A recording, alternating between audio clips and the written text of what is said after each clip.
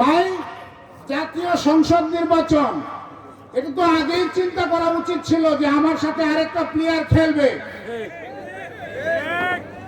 খেলতে গিয়ে আপনি খোলাফায়ে রাশিদিনের প্রশ্ন আনলেন কেন?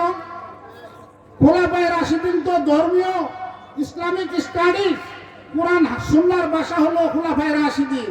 এটা তো কোনো দলের আবিষ্কার করা কোনো পরিভাষা নয়। আপনারা খোলাফায়ে রাশিদিনের সাথে তুলনা করে কোনো প্রার্থীকে বা প্রার্থীর বাবার সাথে তুলনা করে কথা বললে ধর্ম ব্যবসা হয় না।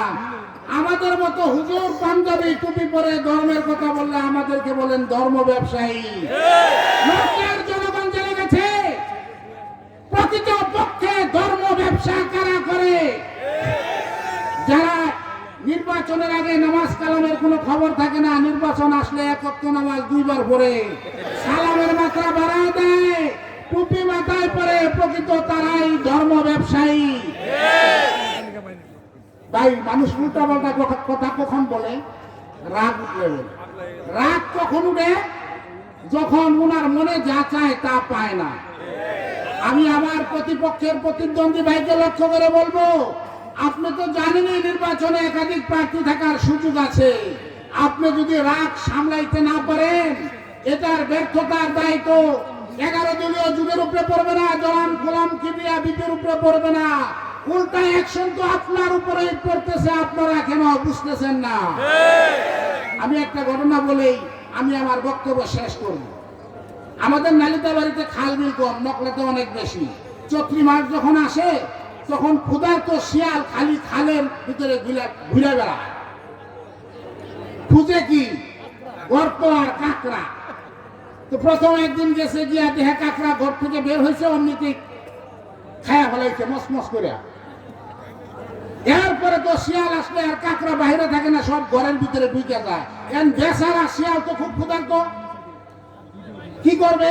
এখন উনি একটা নতুন একটা সিস্টেম বের করছে, কি বলে রে, কি ফ্যামিলি কার্ডের মতো একটা আবিষ্কার করছে। সে কিভাবে? তার পিছা দিয়া লেজ ঢুকায় দেয় গর্তের ভিতরে। যখন লেজ ঢুকায় দেয়, কাঁকড়া তো মনে করে বালাই, ফুলটা তো বালাই দেখা যায়, চিমটা মেরে ধরে। যখন চিমটা মেরে ধরে, পিছা করে ফাল মারে আনে কাঁকড়ারে খায়া ফেলা।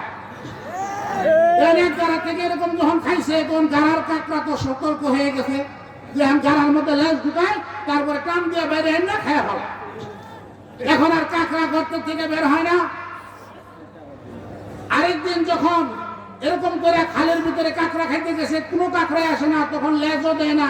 তখন কাঁকড়া গর্তের সামনে গিয়ে বলে, কাঁকড়া ভাই বা বোন, তুমি বড় সুন্দরী, গাড়ার থেকে বের হও, তোমাকে নমস্কার করি। কাঁকড়া, তুমি গর্তের থেকে বের হও, বড় সুন্দরী, তোমাকে নমস্কার করি। কাঁকড়া তখন ওই ক্ষুধার্ত শিয়ালকে, আমাদের দেশে কিছু ক্ষুধার্ত শিয়াল আছে যারা অন্যের সম্পদের ভিতরে খাওয়া দেওয়ার জন্য অতি আগ্রহে বসে থাকে। তখন কাঁকড়া বলছিল, দিনটা হলো নিম্নচাপ, শরীরে আসছে জ্বর, বাহিরের থেকেই নমস্কার কর। আমার প্রতিপক্ষ ভাই যারা নির্বাচনের সামনে রেখে এরকম আউল ফাউল যখন প্রতিশ্রুতি দেয়, আপনারা তাদেরকে ওই কাঁকড়ার ভাষায় বলবেন, দিনটা হলো নিম্নচাপ, শরীরে ভাই জ্বর, বাহিরের থেকেই নমস্কার কর। সবাইকে ধন্যবাদ। নকলাবাসী, আপনারা টেনশন করবেন না, আপনাদেরকে অসংখ্য ধন্যবাদ দেই। আপনাদের উপস্থিতি আমাদেরকে খুব আনন্দ দিয়েছে। ইনশাআল্লাহ আরো বেশি আনন্দ পাবো 13 তারিখ, যেদিন আপনারা